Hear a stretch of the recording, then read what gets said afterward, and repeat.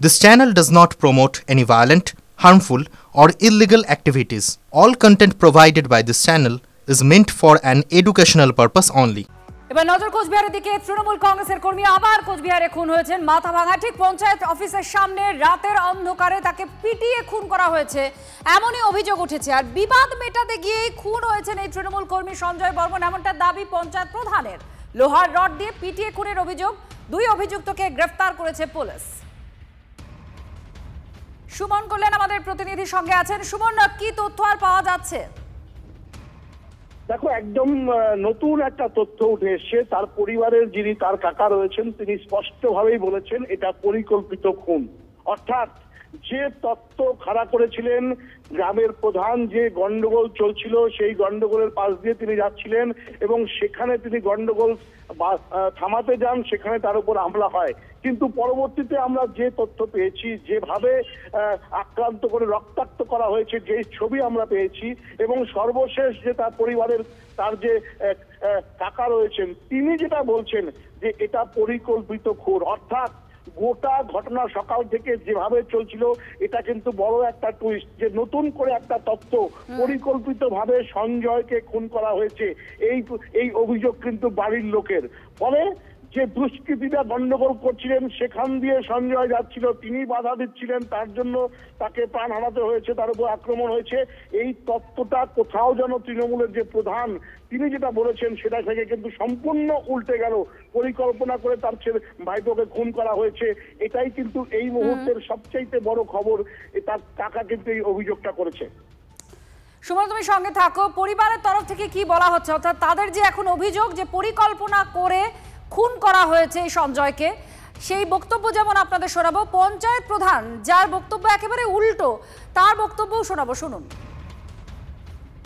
বিষয়টা একটু সন্দেহজনক, কারণ একটা মানুষকে এইভাবে নৃশংসভাবে করবে, জানি না ব্যক্তিগত শত্রুতা ছিল কিনা, আগে কোনো পরিকল্পিতভাবে এরকমভাবে খুন করে ফেলল। একজন তৃণমূল কংগ্রেস কর্মীকে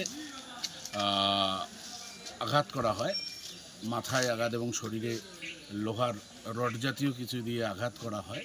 তার ফলে সেখানেই সে লুটিয়ে পড়ে। সেখানে একটা দুজনের মধ্যে, যারা আমরা এতক্ষণ পর্যন্ত যতটুকু জানতে পারলাম তারা হচ্ছে যারা আততায়ী আর কি, তারা নিজেদের মধ্যে বিবাদ করছিল, পাশে দিয়ে যাচ্ছিল, তখন সে বাধা দেয় ঝগড়াঝাটি করার। এই তার ঝগড়াঝাটির প্রতিবাদ করতে গিয়েই তাকে মৃত্যুবরণ করতে হলো। এই দুষ্কৃতীদের দৃষ্টান্তমূলক সাজা দেওয়া উচিত এবং এ পর্যন্ত যতটুকু খবর আছে তারা নাকি ধরা পড়েছে। তারা কোন পার্টির সঙ্গে যুক্ত? কোনো পার্টির সাথে তারা আমার যুক্ত বলে মনে হয় না, তারা দুষ্কৃতী। সুমন আমাদের প্রতিনিধির সঙ্গে আছেন। সুমন, একের পর এক ঘটনা এর আগেও আমরা দেখেছি কোচবিহারে শাসক দলের কর্মী খুনের ঘটনা বা রাজনৈতিক কোনো কারণেই সন্ত্রাসের মতো ঘটনা ঘটেছে, এরকম একাধিকবার অভিযোগ এসেছে সামনে, ঘটনাও ঘটেছে। এক্ষেত্রে সাধারণ মানুষজন তারা কিছু বলছেন? রাতের অন্ধকারে গ্রামের একটা মানুষ তিনি আসছেন, কিছু লোক বলা হচ্ছে যে বিবাদ করছিল, সেটা থামাতে গিয়ে পিটিয়ে তাকে খুন হতে হলো। এলাকার মানুষজন কি বলছেন? দেখো, এই যে এলাকা মাথাভাঙা 1 নম্বর অঞ্চল, এই মাথাভাঙা 1 নম্বর ব্লকের এই যে এলাকা, এটা কিন্তু শীতলকুচি বিধানসভার অন্তর্গত। আর এই জায়গাতে আমরা দীর্ঘদিন ধরে দেখছি রাজনৈতিক চাপ উত্তাপ কিন্তু দীর্ঘদিনের। এখানে তৃণমূলের গোষ্ঠীকন্দল আজকে নয়, বহুদিন ধরে রয়েছে। এবং তারপর এখানে বিজেপির সঙ্গে তৃণমূলের দ্বন্দ্ব রয়েছে, গন্ডগোল রয়েছে, মারপিট রয়েছে, কোন একাধিকবার এই গোটা অঞ্চল জুড়ে কিন্তু হয়েছে। সেই সমস্ত ঘটনার এই সাক্ষী কিন্তু এখানকার মানুষ।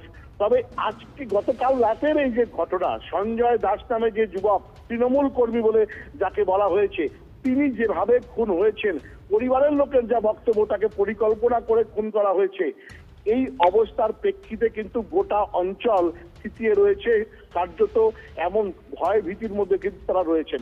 ফলে সব মিলিয়ে পরিস্থিতি কিন্তু অত্যন্ত উত্তেজনা প্রবণ। এটা যেমন বলা যায়, এলাকায় কিন্তু একটা ভীতির সঞ্চার হয়েছে প্রত্যেক মানুষের মধ্যে, এটাও ঘটনা। পাশাপাশি মানুষ কিন্তু মুখ খুলতে চাইছেন না। যারা তৃণমূল কংগ্রেসের সঙ্গে জড়িত নেতাকর্মীরা রয়েছেন তারা বলছেন, কিন্তু সাধারণ মানুষ এই ঘটনা নিয়ে কিন্তু তারা একদম চুপ, তারা কোনো কথা বলছেন না। ফলে পরিস্থিতি উদ্বেগজনক। এই 2026-এর নির্বাচন আর কিছুদিন বাকি, তার আগে নতুন করে এই যে ঘটনাগুলো ঘটছে, তৃণমূল কংগ্রেসের কর্মী খুন হয়ে যাচ্ছেন। কারা খুন করেছেন তার রাজনৈতিক পরিচয় যদিও এখনো জানা যায়নি, কিন্তু পরিস্থিতি অত্যন্ত উদ্বেগজনক, এটা কিন্তু বলাই যায়। ধন্যবাদ।